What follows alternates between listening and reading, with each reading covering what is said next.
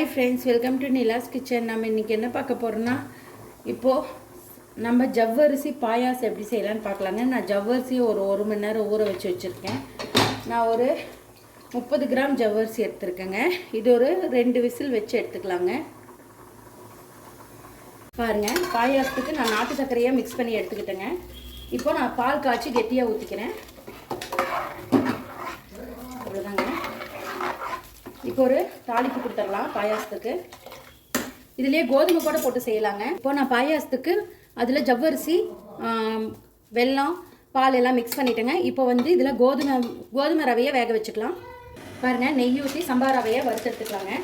நான் சம்பா ரவை கொஞ்சமாக போட்டுக்கோங்க, நிறையா வேணாம். நான் கொஞ்சம் தான் போட்டுக்கிறேன்.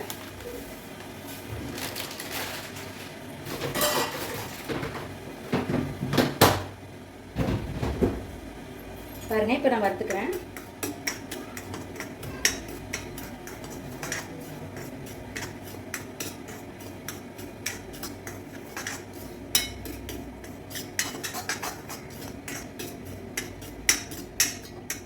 இது மாதிரி நல்லா ப்ரௌனிஷ் ஆகிற அளவுக்கு வறுத்துக்கலாங்க.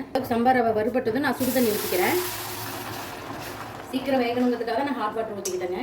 இது நல்லா கொதிக்கட்டும், வேகட்டும் ரவை. பாருங்கள், நல்லா வெந்துருச்சு ரவை. அவ்வளோதான். இப்போ நான் ஆஃப் பண்ணிவிட்டு நம்ம அந்த பாயாசத்தில் எடுத்து போட்டுக்கலாம். ஏன்னா நம்ம நாட்டு சர்க்கரையில் செய்கிறதுனால திரிஞ்சிடும்.